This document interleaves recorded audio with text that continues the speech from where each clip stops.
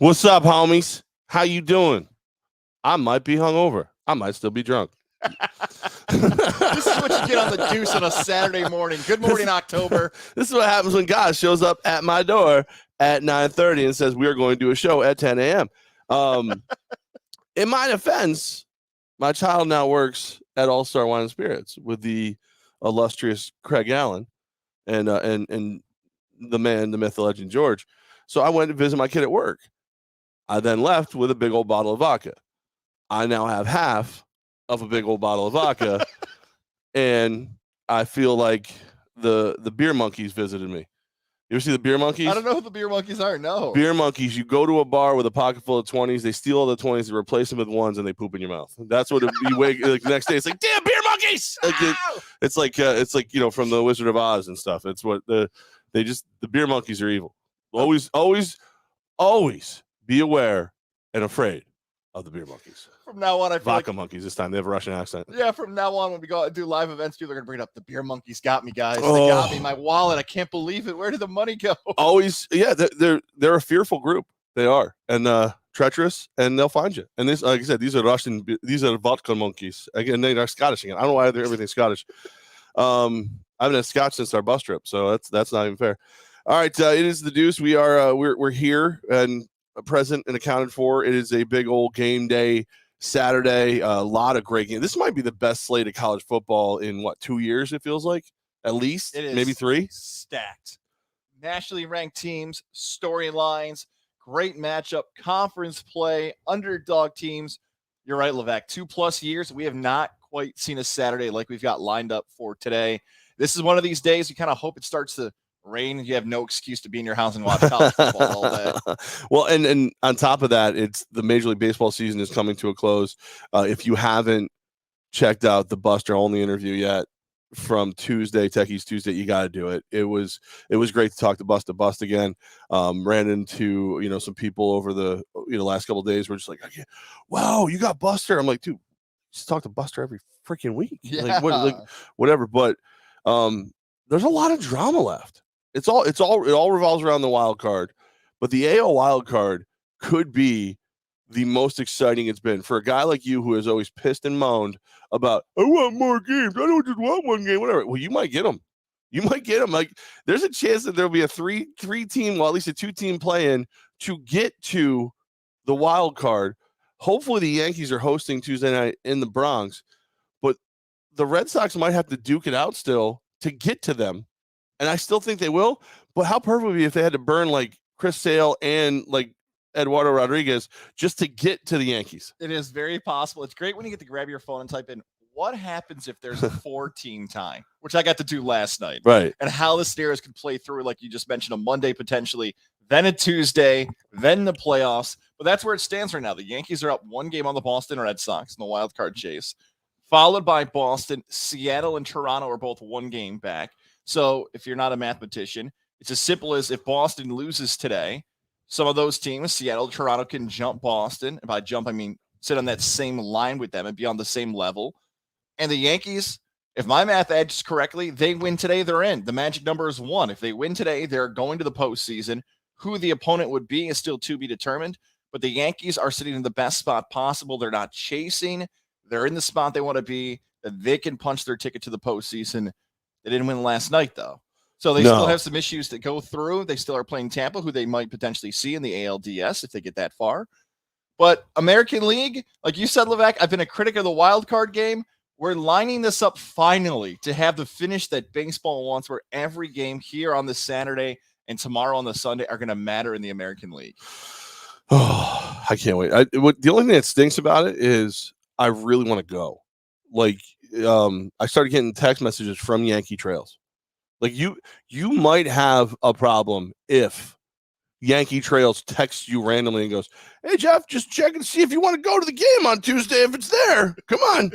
We'll sell you some tickets. We'll get you down there. It'll be great. But I got to get the stitches out of my head Wednesday morning. And I feel like if I can just damage myself on a random Friday, there's no way I need to be at Yankees Red Sox at Yankee Stadium the day before they're cutting stitches out of my freaking melon. I think you got to play the odds here. Like, you could get to Yankee Stadium tomorrow and just have somebody there take the stitches out for you. Maybe before Wednesday. I'm sure there's a lot of trusty very well. I would bring the people. kid, and my kid is responsible. Because last night I'm sitting there I'm like, I feel like I could just get these out. Yeah. I feel like, because they're basically like fishing wire. Like, it's really thick plastic stitches. She's like, no, you will not. I'm like, I'm not a doctor. I'm man. in college now. I can figure it out. Right. You're going for forensic science or something. I feel like this would be helpful. A little reinvent of a crime scene for you. That'd be perfect. Lab right here for you. Right. Lab credit. Right. No, wouldn't do it. But I think the opportunity for just October drama front and center in the American League wild card. If the Yankees should happen to host a wild card, if the Yankees should happen to win it, are they a team you're afraid of? Like, if you're Tampa, are you afraid of them at all if you're going to see them in the first round? This is finally, and I cannot believe it took till October of 2021 for us to really see what the Yankees were supposed to be, with the true great equalizer in the home run ball, with Judge and Stanton playing the way they are. I cannot believe it's been this long. I saw a cover of Sports Illustrated in 2017 where it was Stanton and Judge were the Yankee future and everything else. It finally feels like this was what it was supposed to be the whole time. So if you tell me that Judge and Stanton continue to play the way they're playing for the Yankees, they are going to be a tough out, because that is just so much power in that lineup, from a Stanton grand slam last week to what Judge has been able to do. Yes, if you get those teams and those matchups in the playoffs, that is tough for any team in the American League. I feel like if you are a Yankee fan, and you are obviously, and maybe you listening are a Yankee fan too, is it frustrating that it took this long? Like, what could have been the last 4 years if this is what Stanton and Judge were doing? Well, the injuries were always a thing. Coronavirus obviously was a problem, but I was just thinking it was 2017 that Michael Kay dropped the quote that I'm always saying. He said, this is going, as good as that team was, this is the worst they're going to be for the next 5 years.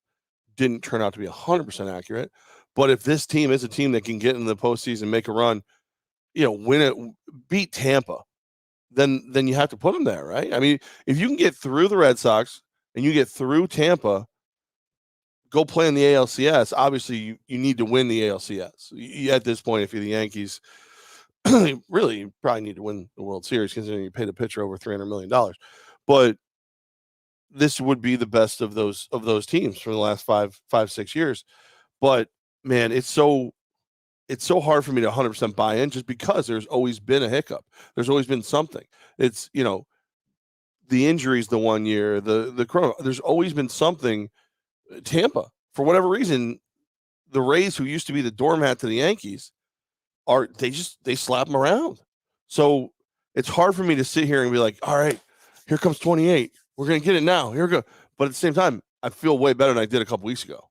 This is turning into, for video game players, you look at this comparison, levels. Like, straight to 2021 Yankee season is turning to levels. All right, level 1, get through the regular season as a playoff team. Yep. All right, got that done. Great. Level 2. Not done, but yeah. Level 2 would be, okay, here's what we're going to do. We got to get through the 1-game wild card. That's a whole level in itself. Right. 1 game. Right. Then how great is it if you get to watch everybody fight to get to you, though? Yes. Like, that'd be great. And then level 3 is, okay, this is a whole different thing in the postseason. And I could, level 4 would be the World Series and everything else. But like level 3 in particular is that, let's say the Yankees do this. And this is talking about, like, there's still a long way to go here for New York, because even if you get in the postseason, even if you win that 1-game wild card, it's not all of a sudden that Yankee fans going to give Aaron Boone a pass or this Yankee team a pass. Like, Yankee fans are completely different, because they'd say, great, you got to the postseason, you beat Boston. Why can't we get by Tampa? Why can't we get by Houston or Chicago? Or, it's not as if the criticism is going to back off because of how good Judge and Stanton and Boone and Cashman and all. Oh, no. Like, if it isn't going to end up the way Yankee fan wants it to end up, or it ends up as a loss against the Tampa, this whole thing is going to reset, and you're going back to level 1 again. Like, you can't save your video game when you get to level 3. That's why, like, the overall criticism, as good as it feels now for Yankee fan, there is still a long way to go here in October for them feeling like we got to where we wanted to go for that organization. Well, pressure is a privilege. That's one of my new favorite coachisms, whatever. But, like, it's also a curse, because if you had just flushed out, kind of like the Mets and the Yankees looked like they were on a parallel course to do the exact same thing as each other this year. Both had their aces, both had this, both made moves, both added players. This is boom, boom, boom. at one point Mets looked better than the Yankees. Obviously, they fell off, but like Mets fan is just kind of off in the corner, plotting the demise of Uncle Steve Cohen right now. But at the same time, they're kind of calm. Yankee fan, you've jerked us around so much this year where, oh, they're not going to make it's fine. They're losing a bunch of games. They're not going to make it. We'll just piss and moan and we'll be ready for next year. Then, oh my God, here they come. Then, oh, well, look, they won 13 in a row. Oh, well, they lost 13 to 15.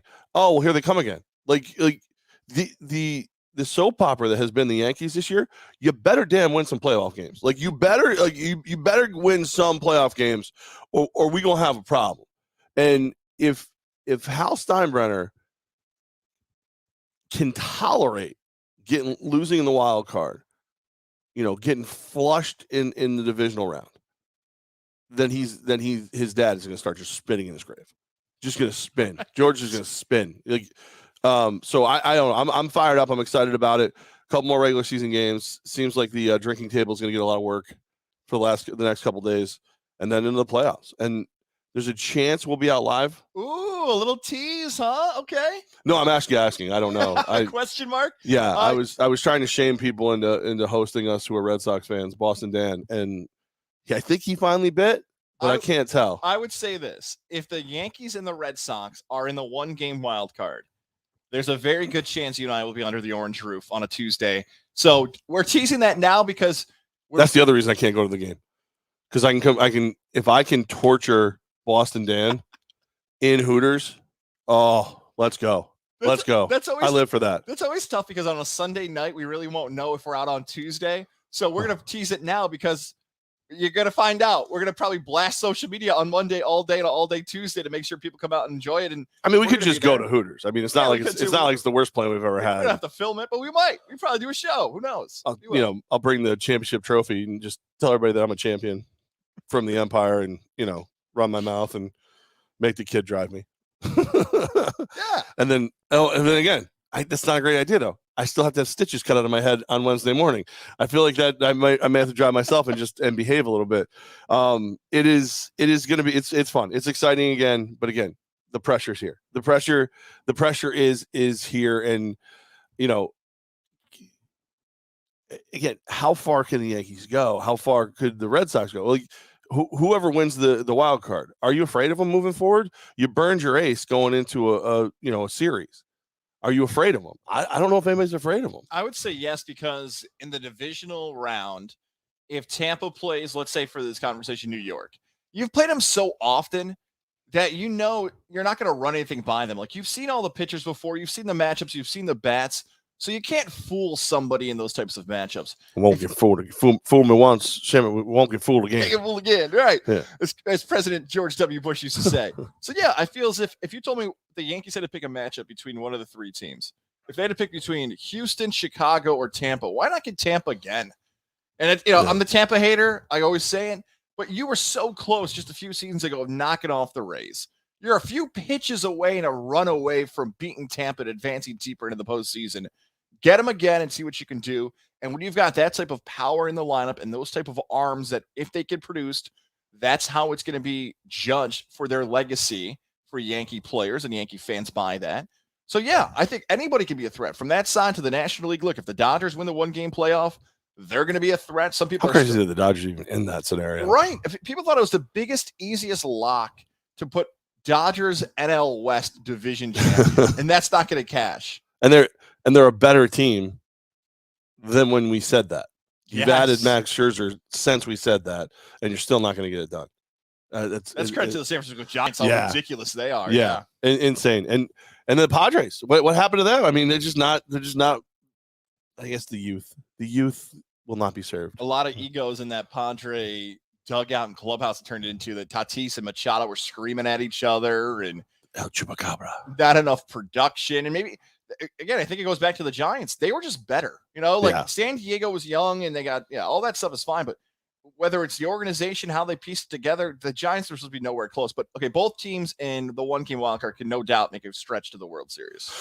All right, Levack and Goz live on the Techies Fire and Water Restoration Facebook page, as well as Godzilla Media YouTube. It is it's kind of like a pop-up Saturday game day show. I appreciate everybody hanging out, watching. Make sure you comment, like, subscribe, rate, and do a little cha-cha. It's fun. Do the cha-cha. Do the cha-cha. Do the hustle. All those things. So close. You notice that, like, Trust the evil cat has been staring at us. Like, now she's bathing, but like self-bathing. Yeah, like she's just staring at us the entire show. Like, she's the number one viewer of the show. All right, but I want to thank our friends over at the Integrative Sleep Center in Boston Spa. Dr. Fred Dreer. Got a chance to talk to Dr. Dreer a little bit yesterday. Hadn't talked to him since our Mets trip. Love that guy, and just, asking some questions, because I know that if you call 518-885-6185 and set up your appointment, you get the mouthpiece, get the snoring under control, get the sleep apnea under control, and you're good to go. A lot of people don't realize it. A lot of people still, like, I get this all the time. Drives me nuts. Oh, I'm like you. I got that. Oh, I got the mask. I'm like, I don't have the mask. There's no way I could do it. And now that the things, people are worried because they're getting recalled for various reasons, stuff like that. No, mouthpiece, easy to clean, easy to travel with. As a matter of fact, when I went in and got the head thing done, the lady asked me if I brought my mouthpiece, because she was like, yeah, because you might want to put that in while you're having the surgery, because the anesthesia, because you're out, you could be snoring and stuff. Didn't tell me that when I could have brought it with me, but just another little like added benefit of having it. So 518-885-6185, the Integrative Sleep Center in Boston Spa with Dr. Fred Dreer and the crew. They're amazing people. They just want to help you sleep better. And if you're sick of sleeping on the couch, a sure sign of snoring is sore ribs, because the missus starts throwing freaking elbows like she's Rodman in the paint, and then you're up there. And if the missus snores, and you can't throw elbows at her, that's so you just honey, did you think about calling 518-885-6185? And you're good to go. The Integrative Sleep Center in Boston Spa with Dr. Fred Dreer. They're helping me sleep better. They'll help you sleep better too. Yeah, you hear that, Greg? Call them. Oh my God. Stop leaving me messages. Call the Integrative Sleep Center. Greg. Happy birthday, Greg. Call them. It's Greg's birthday? It's Greg's birthday today. He tried telling me, oh, my apnea is too bad. Is Greg? He's my buddy from Utah. He goes, oh, my apnea is too bad. They won't take me in. I'm like, what are you talking about? Call Dr. Dreer in the place, Integrative Sleep Center, Boston Spa. Don't be like Greg. Call them and make sure you're sleeping better. You remember? I don't want to shame you, Greg, but there you go. Yeah, happy birthday. Yeah. Call them. Greg, you turd. Happy birthday, turd. You snoring turd. Yeah. Ha. Because you can call 518-885-6185. You remember Sarah Boots? Of course. You just listened to the show when we were on terrestrial radio. She reached out yesterday and was like, she's sickened by Corey from Greenwich. What does that mean? Sickened by him for being a traitor and calling every other show now that we're not on terrestrial radio. Wow, anymore. is that what's happened? She's like, she goes, he's a bigger swim fan than I am, and he's a traitor because he's calling every other show. I'm like, well, he's always done that. But sickened by him. And speaking of Corey, hey guys, happy Tuesday. Okay. I don't understand. Did Bama, Georgia, Notre Dame, and Wisconsin lose? Jets, and is he trying to get the message in early? Oh wait, it's not Tuesday. Okay, I get it. He's being funny. I got some issues with Corey. You know what, yeah? Corey? Yeah, Corey. Your incoherent comment. Go to your ramblings. Corey left me a message at 9:45 on Thursday night and said, who are you taking? No. I'm sorry, take that back. Thursday morning, he said, who are you taking to Survivor? I said, I'm taking the Bengals this week. 9:45 said, nice Bengals pick, LOL. Hey, Corey, the Bengals won. How's that taste, huh? Does that taste better than your sausage in your mouth? There you go. Bengals win. They didn't cover, though. Survivor pool, they won. That's all. Oh, okay. All right. They also didn't cover, yeah. Yeah, I had him. I teased him, so it pushed because they teased him down to a 3, and I bet the over, which was okay, but it was more of a tease thing. But didn't work out as well as I hoped it would. But hey, look, there's Corey for you. It's Tuesday for Corey. Does that mean he's not going to show up at the Hideaway tomorrow? Just he doesn't know. He has no idea. Corey's different. He's a different cat. He is a different cat. Him and Truss are different cats. Yeah. She's just looking at you. Dude, she's going to eat your face. That cat's weird. I'm not a very big animal person, so if she comes over here, or he, I don't assume gender anymore. Yeah. We'll see my reaction. No, don't try to provoke it. I'm that awkward person with animals. She's the producer of the show. She just looks. I don't know what looks angrier, my weird cat or your kid. Those are two angry. Just sleeping like. Yeah. All right. So college football today. Albany, they get their first win against Delaware. Oh man, I want it to happen so bad for the Great Danes. We'd like so many people as a part of that program. They've got some issues they've got to fix. And here's the best sign for Albany going into today's matchup. They had a bye week because they were getting slugged. Like, that was a long time they were going in there for those rounds where it was Syracuse and North Dakota State and Rhode Island. Those are tough games early in that season. My hope is that Coach Gattuso, Coach Davis on the offensive side as well, broke down that film like crazy and said, okay, we know we got to fix our offensive line. We know we got to find guys getting open on the outside for Undercuffler. We got to start figuring out ways in which this offense can be productive. As we know how good Carl Mofor is in the backfield. He's a bad Mofor. He is a bad Mofor, but they got to find ways to actually move that football like you and I saw for the 2019 team.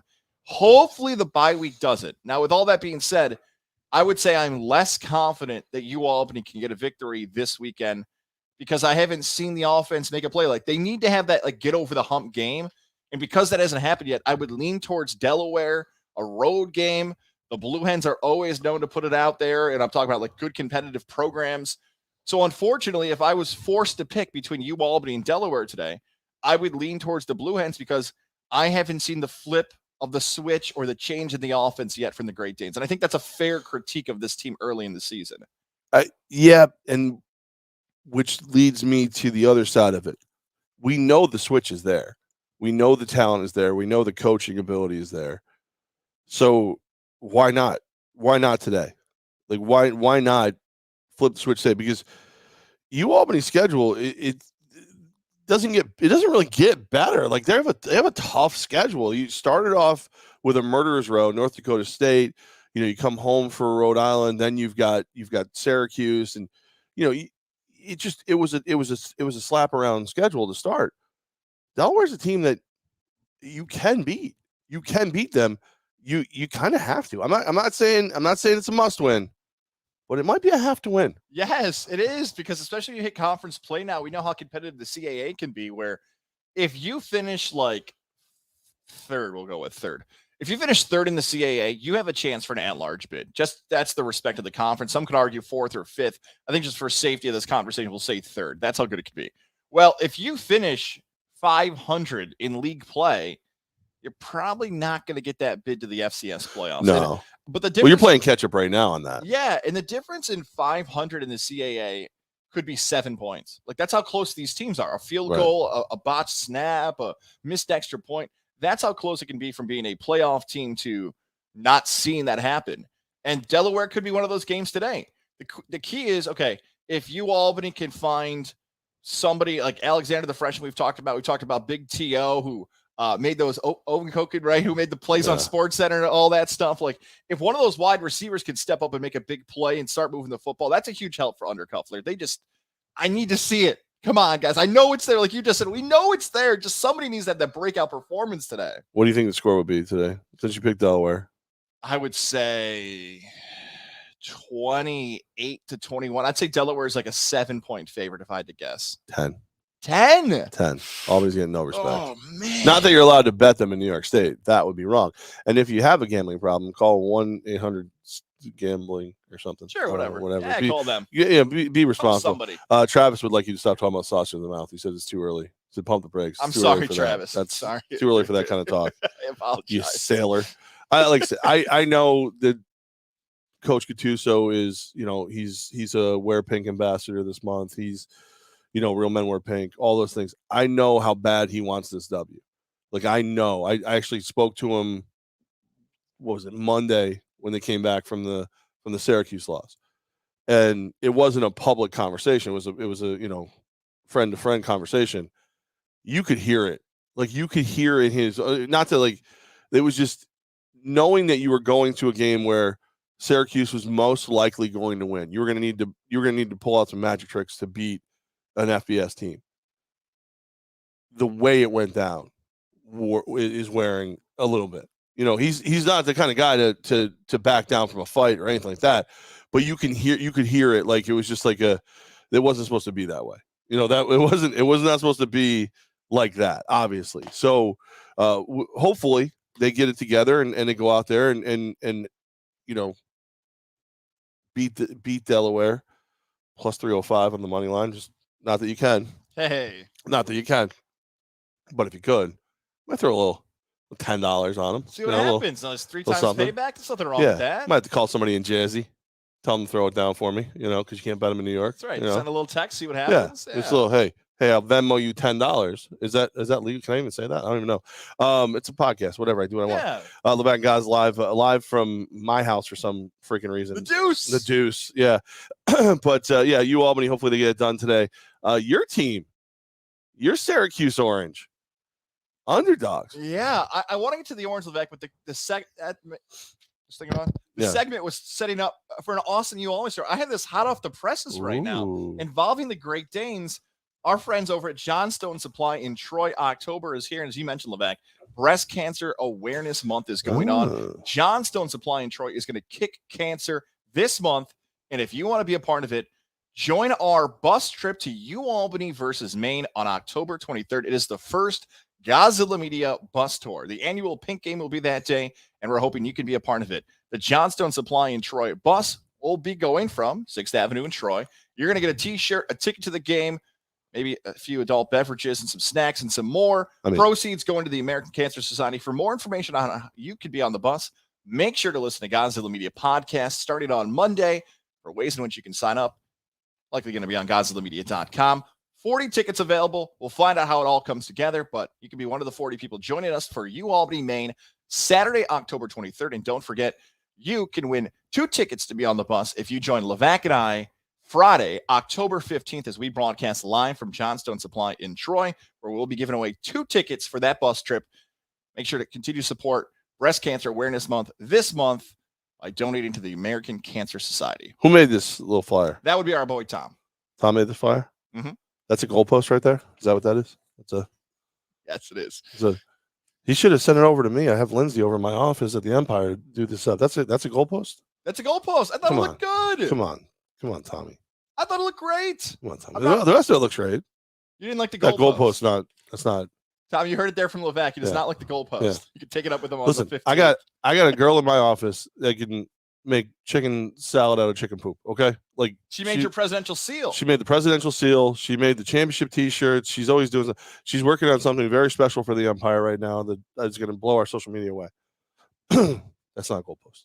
That's not goal. That's bad. That's not. You're better than that. You're better than that, sir.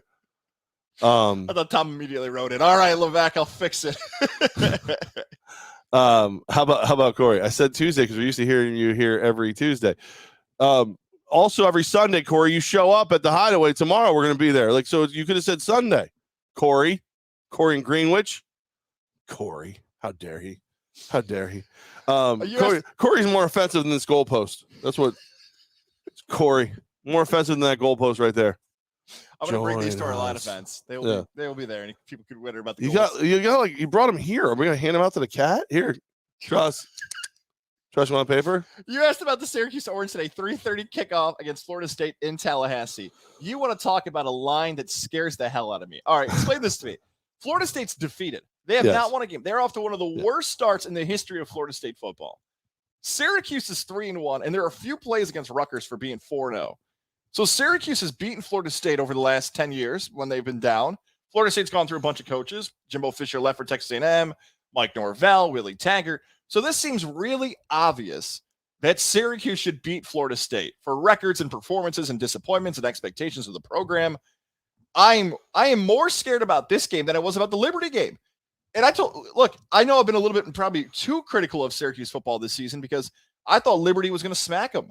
I thought Liberty with Malik Willis, who's talked about as a first-round top 5 quarterback pick, and how they went undefeated the season before. Syracuse went out and beat them. It was a great game. Game-winning field goal. Our pal Drew Carter on the call for that game. Shout out to Drew for doing a nice job on the TV side. I'm nervous of the Vegas betting implications of this game.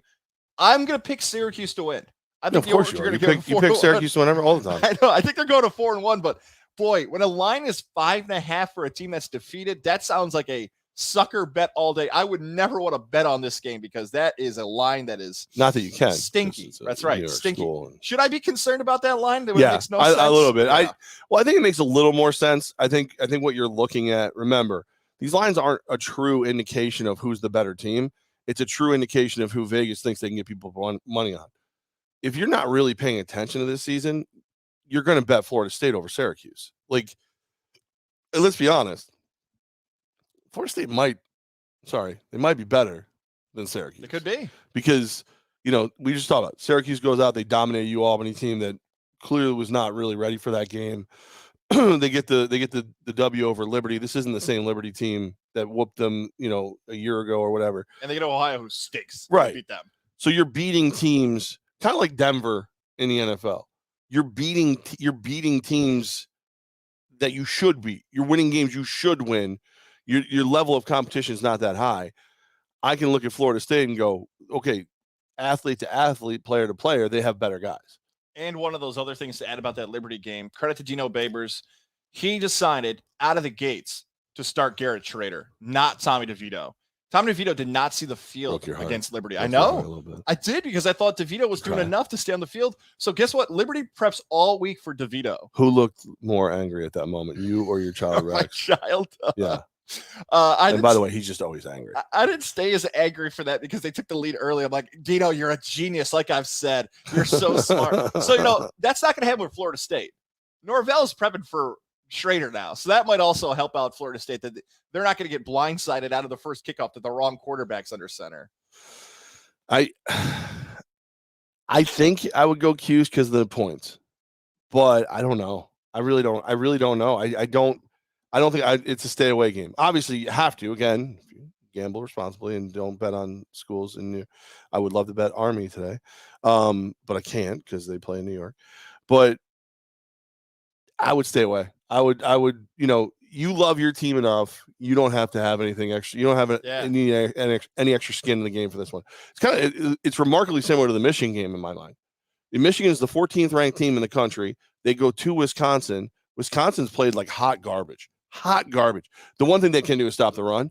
Wisconsin's a 1.5, 2 point favorite, depending upon where you get them. Don't make no kind of sense, which leads me to believe Wisconsin's a hell of a play today. I can't bet against Michigan. I can't bet on Michigan today either. I think this could be a bad day to be a Wolverine fan. It's totally spot on the Michigan-Wisconsin comparison because Wisconsin, as you just pointed out, so bad early in the season. I think this is a fun way to describe Wisconsin football, and this has been their tendencies for like 20 plus years. If Wisconsin is forced to throw the football, they're in bad shape. Like from the days of like Ron Dane to Jonathan Taylor, Melvin Gordon, Monty Ball, we all know what Wisconsin football is.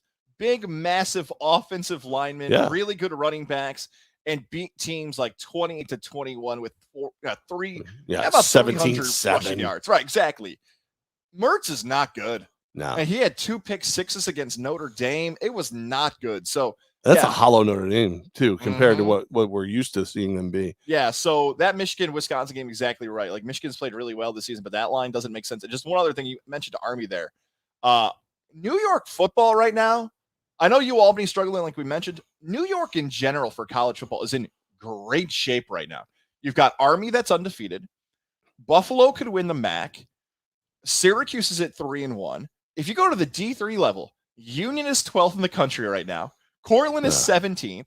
Ithaca's 19. Hobart's 21.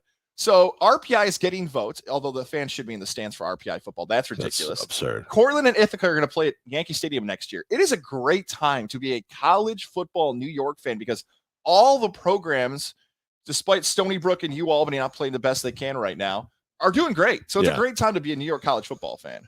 Yeah, I mean, it really is. And look, I think you're going to see UAlbany take that turn again, get back to where you want them to be, and that'll because that's the missing piece right now is UAlbany.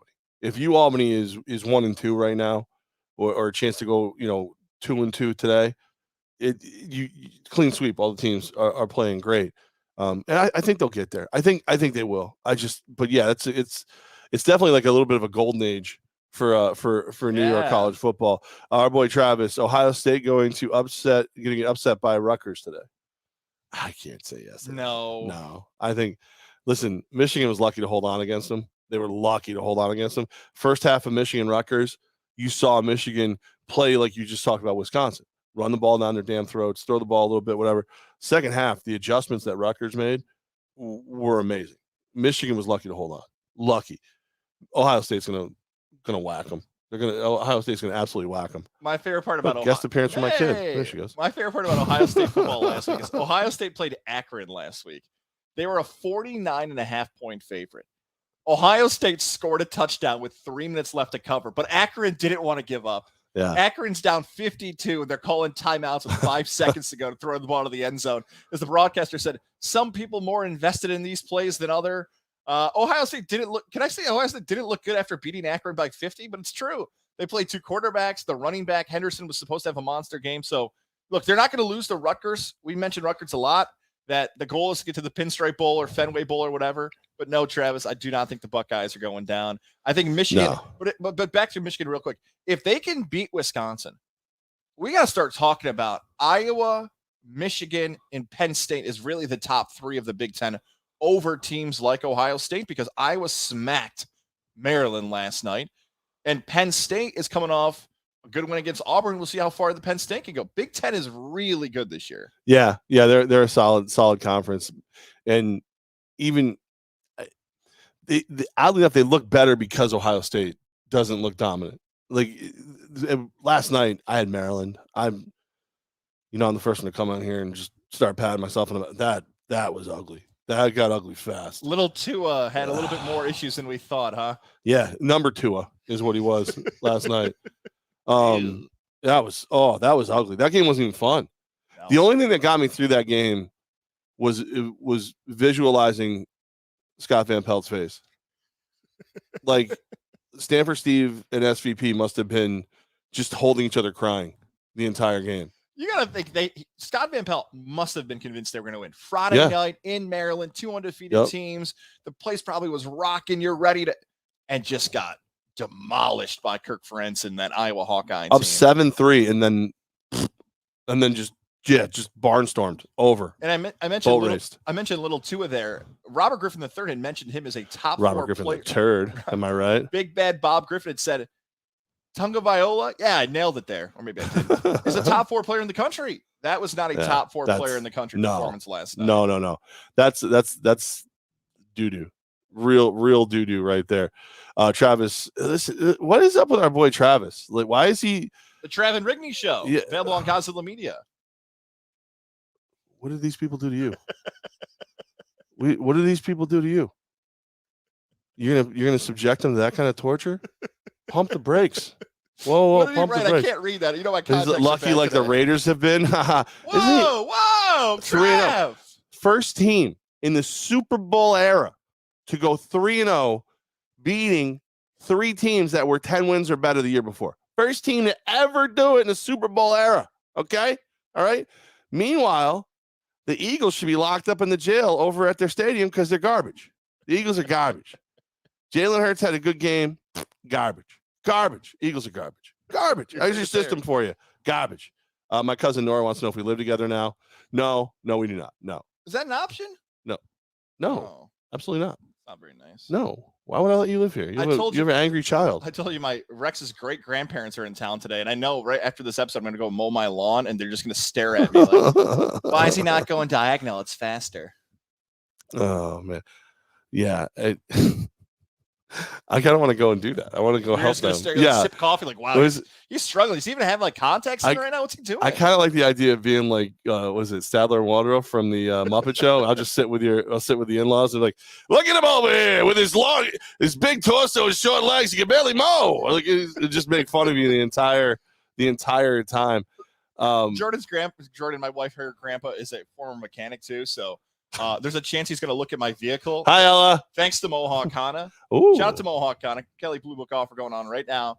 Glenville, New York, Mohawk Honda, where they always go out of their way to please you. Upgrade your vehicle this fall if you're going to your tailgates, your football games, whatever it might be. Mohawk Honda. Love my Pilot. I know you love the Mohawk family as well. Absolutely. And I bring up all that because we love our guy, John. John, I'm telling you right now, I already know Papa's going into the vehicle today and checking it Oh, out. All right, Papa? let's see what we got going on in here. I don't know why he's like an old gangster from the 1920s, but what do you got over here? It looks like this thing's the bee's knees. Look at you over here with your Honda Pilot from Mohawk Honda. Look at you. so all the ladies must be rushing up to you over here, Tommy boy. Huh? So, John, I know when he looks at the vehicle again, he's going to be like, I don't know who was in here, guys. I don't know what happened, but I'm prepared for that too. So I'm getting both. I'm getting the lawn and I'm getting the car to be criticized here, but they're leaving at 2, and then I can watch Syracuse at 3:30.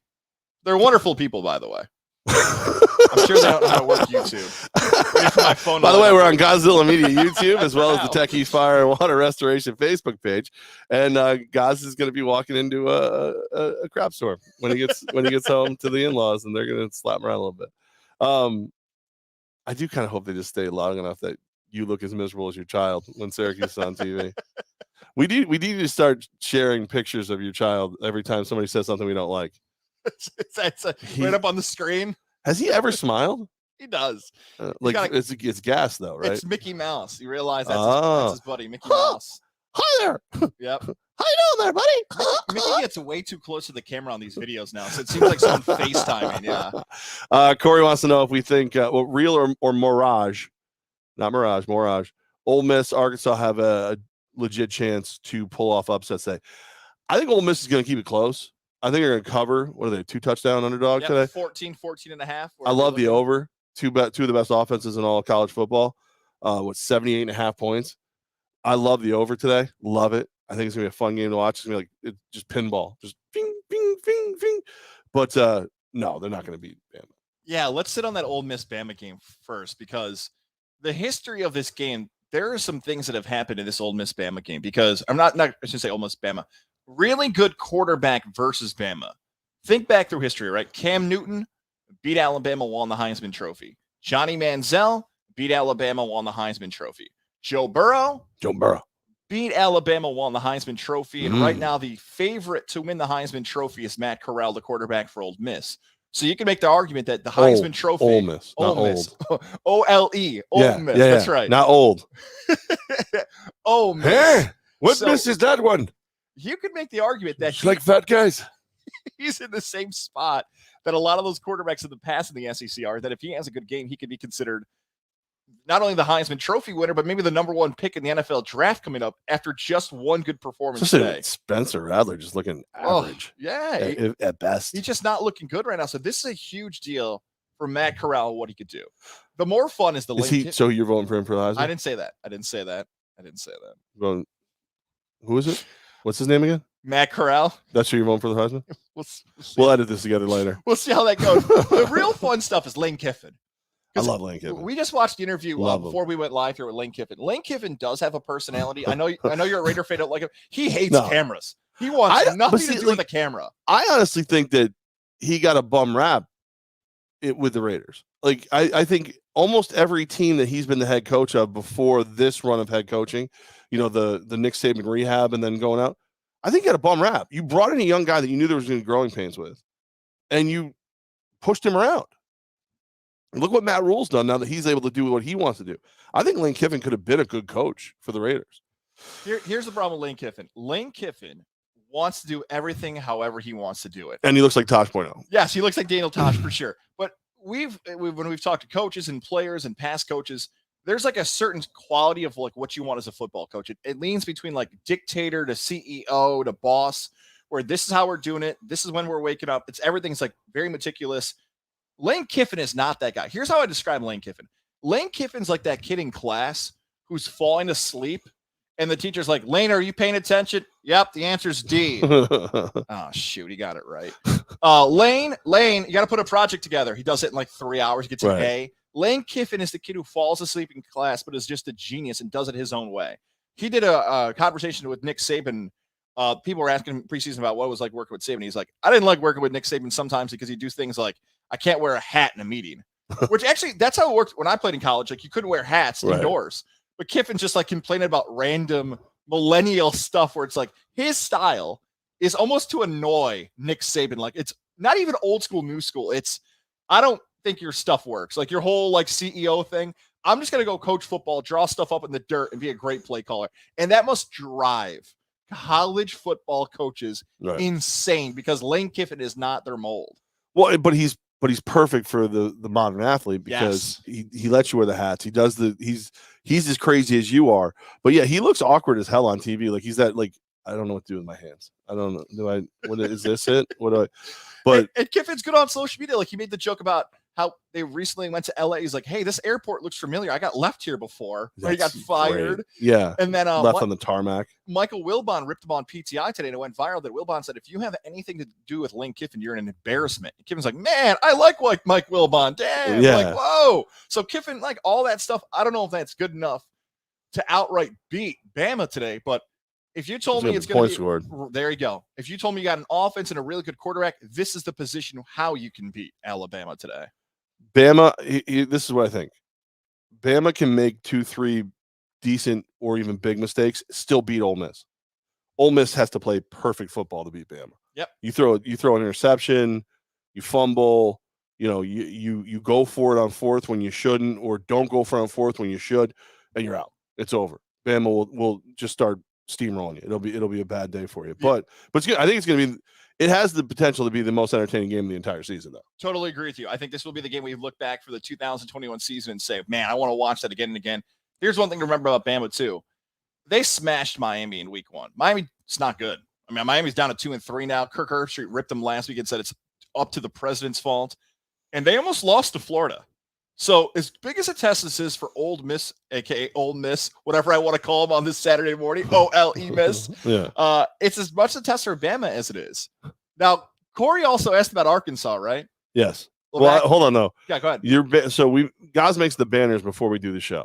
We're live on the Techies Fire and Water Restoration Facebook page, as well as Godzilla Media YouTube. Also, will be available on Spotify and Apple and this one and that one, like, rate, and, burn a scarecrow. You put, what the hell does hottie dotty mean? Go Rebels. It's hottie toddy. I spelled it wrong? Yeah, it's hottie toddy. With a T? Toddy. Oh, man. It's hottie toddy. It has no real meaning, allegedly. Doug Ward wrote, hottie toddy has no real meaning, but it means everything in Oxford. Students, fans, and alumni. It's a greeting, cheer. But it's not hottie dotty. It's not like some old hot secretary. Did you see Dottie today? Oh, she's got one button down. You can see her rooster neck. It's great. No, it's hottie toddy with a T. Toddy. Not D-O-T-T-Y. No, okay. It's not. Okay. All right, now.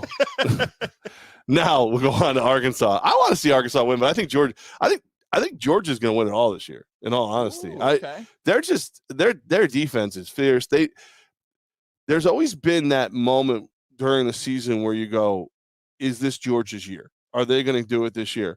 And they're always, if you look at them like in almost like a bad staring contest. If you look at them, they blink. They look so confident right now. They're going to play ugly football. I know people are saying that the Clemson win is hollow because Clemson sucks.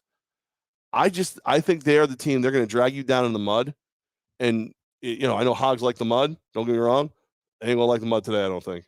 I think Georgia's going to get it done. Georgia's defense this season has a true opportunity to be talked about as one of the great college football defenses ever. Like in the NFL, we know the great defenses of all time, the Steel Curtain, the 85 Bears, the Buccaneers, the Ravens, the team, the Legion of Boom, right? Like we know all those teams that have legendary defenses. It's harder to say like a legendary college defense. Maybe it's as simple as getting a cool nickname so people remember you. But Georgia and the first 4 games of the season combined have allowed 27 points. They're just scattered with 4 and 5-star guys. They got a guy named Adam Anderson, number 19. Mr. Anderson. Who is the best player on that defense statistically, likely going to be a first-round pick. So if you had to pick one really good player, he's the one, 19. That, look, they're already being talked about as like the greatest defense ever. Today, we'll find out why this weekend is so awesome. If Georgia's defense is that real or Clemson's offense is that horrendous, and if Arkansas can move the football. Now, you're right. Like, this is the best Georgia team that could test Bama since that national championship team that had the comeback and Tua and all that stuff that happened. Georgia should have won it that year. Didn't happen. Now, Arkansas has turned into my favorite team, not named Syracuse or UAlbany in this 2021 season. I love this Arkansas football team. I called them last week the hacksaw Jim Duggan of college football. Just going out with 2x4s and giving whoopings like hogs, baby. I love their head coach, Sam Pittman. Levack, I know people have cornered the market on the Coach O impression. Yeah, I'll tell you what, right now, that whole thing, we're going to go ahead and do that. If everyone's got a Coach O, I will be the first to corner the market on the Sam Pittman impression. Go hog, turn it into Bugo! I will own the Sam Pittman impression. I want him to continue to win. They play like big, fat pigs, and I mean that as a compliment. They got a guy. They got a guy named Ridgeway, 6'5", 330-pound nose guard, not defensive tackle. They're going old school. Put him right over the center and beat the hell out of him. Yep. Another fat pig. Again, a compliment. I mean that for the Hogs. I love Arkansas football. It is just running the football, played in the dirt and the swamp and the mud, and beating teams 14-10. Go Hogs and turn that Andrew Bug down. I feel like this could be like a 7-3 game today. Final. Like Ole Miss Bama is gonna have all the points, and Georgia Arkansas will have none of the points. Ole Miss is my favorite team to watch. That's not Michigan. Okay. Like I love watching Ole Miss play because their offense is so just special. Like they're good. And if Lane Kiffin doesn't have the crap on him from before with USC, with the Raiders, he's got to be one of the guys you're looking at, right? Like, wouldn't he be the perfect USC coach if they hadn't already done it? You know what I mean? Like when USC's looking around, I'm like, God, Lane Kiffin. Oh no, that won't work.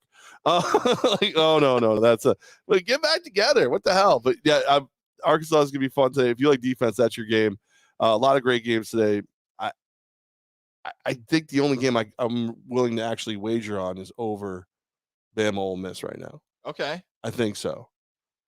Here are the games I like. I like like you mentioned there, the over. I think this is how I'm going to wager my games coming up. I got 3 games I really like. I like Ole Miss Bama. We'll start with that one. If it's 14.5, I'm still going with Ole Miss. I think that team, we've laid it out a bunch with Coach Kiffin. You got to think, too, like Lane Kiffin has studied everything Nick Saban knows. Like he's right in his head about everything he wants to do. And he can aggravate him. Totally. Like most people can't aggravate. Well, I mean, I think everybody aggravates Saban, but to the point where he's actually in his head, I think he's got a little rental space in there. I would go with Ole Miss. So that's one pick. Why does it keep going off as a D in my mic? Why does it keep happening? I know it's OLE. I don't know why the D keeps Old popping up. Mississippi. Old Mississippi's my pick there. Also stayed with a team that has been all over the place this season. Oklahoma, Kansas State. Oh, Oklahoma. I want to make sure I get this right. I think I got it. Okay. It's over the last 10 years, Kansas State as an underdog against the spread, 46-19. That's unbelievable. 46-19 against the spread as an underdog. They get Oklahoma, who's now an 11.5 point favorite. Kansas State beat them outright last season. And as you mentioned, Spencer Rattler has been the biggest disappointment of the college football season so far. So I would take Kansas State to cover. Coastal plays UL Monroe today. The Chanticleers, everyone's favorite football team from last season. The Mullets, right? UL Monroe was talked about. If you had an over-under for a win total this season, it was 0.5. So all they had to do was win one game. But people were betting the under of how bad they thought UL Monroe was going to be. They actually have already hit it. They've won 2 games this season. Now everyone thinks it's not going to be about Coastal. So Coastal, 33.5 point favorites. So give me Coastal, Ole Miss, Kansas State, and the only other game I'm thinking about now, I kind of want to see Arkansas keep it close now. I just want more Arkansas football on this podcast every single week. So turn on it, Umo! Give me Sam Pittman, 18. I'll take it. Would you take Rutgers plus 15 over Ohio State? I think Ohio State. I would take Ohio State. I think it's a statement game for Ohio State today. All right, so that leads to a question. The answer is no. I would not do that. But do you do this when you're wagering on games? Do you not bet the same team back-to-back weeks, either way, whether they covered or didn't cover? Do you stay away from back-to-back weeks of the same team? Because I do. It really depends on the situation. Now, a lot of times, if I feel like a team's on a heater, I'll roll with them. I'll stay with them. And then also sometimes I'm in so deep, like Seattle last year was a team that worked out really well for me early in the year, and then I pulled off of them too late. and they ended up costing me money. I think I bet against Denver a lot already this year for the pros, and I'm going to do it again this week because I think they're going to get bitch slapped by the Ravens. I hear other people saying it's going to go the other way around. I'm like, you're out of your mind. No, it really depends on the situation, the circumstances. Like a lot of times I will, like I'll probably bet over Ole Miss the entire season. Like, and I'm well aware of the fact there's going to be games where they put them at like 82 as a total. It's so high. Yeah, I'll probably bet over Ole Miss all season long. But no, it's plus the more familiar I get with a team, the more I think I can dial in on what they're going to do and what they're not going to do.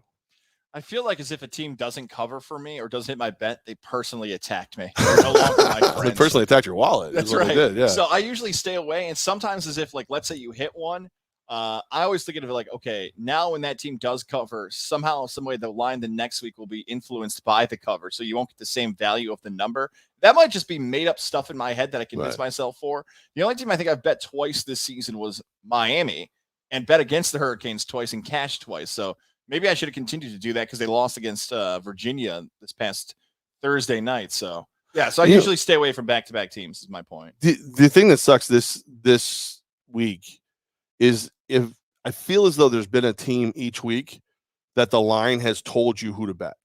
Like, and we're live on the Tech East Fire and Water Restoration Facebook page. So technically this is the Tech East Fire and Water Restoration studios at the Deuce, as well as the Godzilla Media YouTube. Make sure you like, comment, subscribe, and learn to say hotty toddy. There's been a game each week. Like week 1 of the college football season, Virginia Tech was obvious. Like the way the line was painted, they were the obvious play.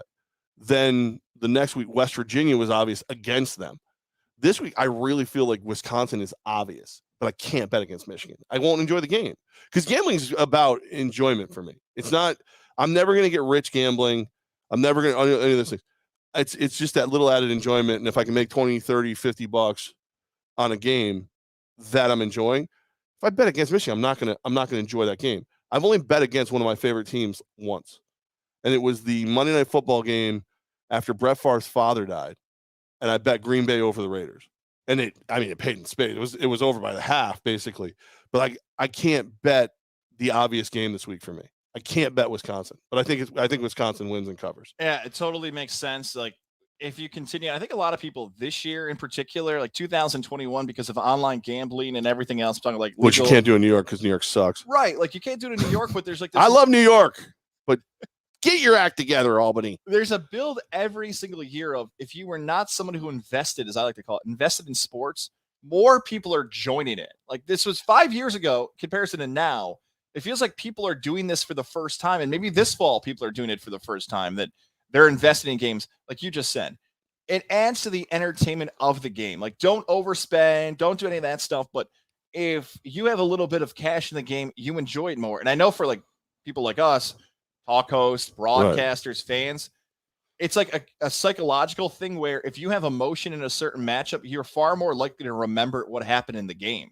Right. That's how it works for me. Like Brandon Lang's a great example of this. Brandon Lang will tell you random ass games he bet on for 20, 15 years because he invested in the game, and that emotion with those games makes it so much easier to remember what happened in it. That's why Peyton Manning. He hates Peyton Manning. Peyton Manning has cost him more money than any other human alive. Levack and Goz, and here's I never do unit shaming. That's a phrase I never heard. No. Oh. So like remember when I always put $5 on my team to win the championship at the beginning of every season? Yeah. I remember I would post it and like some jackwagon would go on here and be like, oh, $5 whole dollars, whatever. That's unit shaming. You whatever. I get unit shamed all the time by Mike over at Tech East, Mike Corda, Tech East, and one of the owners of the Albany Empire. But he hit me with a variety of unit shaming that I was not ready for. We're sitting there talking the other day, and I'm just like, I feel like Baltimore is the Ravens are gonna mop the floor with the Broncos this week. I don't think it's gonna be close. Number doesn't make sense to me. Level of opponent, blah, blah, blah, all these things. So he hands me, he had won like $160 on one of the fights at Rivers. He goes, all right, we'll just go dump that in the machine and bet him. when you go and bet it for me too. I'm like, all right, cool. You know, it's $160. It's found money. It's a win, whatever. And he goes, you know what? He starts peeling off hundies. Bet this. I'm like, I'm not that confident. He's like, oh, you're such a wuss. And he's like, oh. He goes, how much are you gonna bet? I'm like, I was like $50 maybe. It's a lot for me. He's like, just put it in. We'll split it if it wins. I'm like, so I've got the most money I think I've ever bet on a game on Baltimore. And it's not my money, and I'm more worried about losing than I ever was before. You better get the Ravens gear out. You better start cheering them on. My kids are Ravens. Ella will root for the Ravens for me. See, I'm one of these people that I like the parlays. I like matching some stuff. I like up. Teasers, right? Like, because sometimes, and this is just us sharing our ways in which you can do whatever you want. Be responsible. Yeah, but when you wear a condom when you bet. When you go with like the 50-50 online, like, okay, I'm gonna bet $10, I'm going to win $9.20 or $11.50.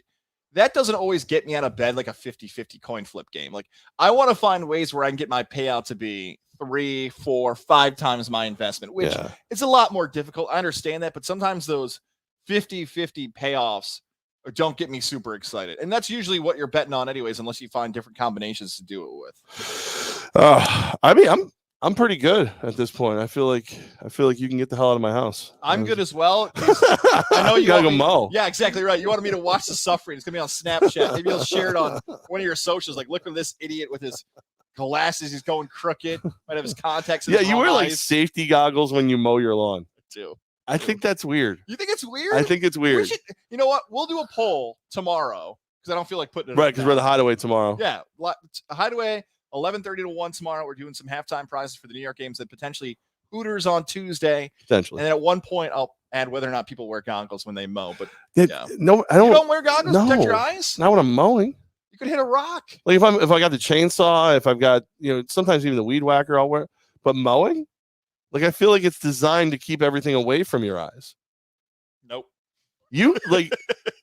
I saw between you and former co-host Armin, who is allergic to grass and looks like he's in a hazmat suit when he has to mow the lawn.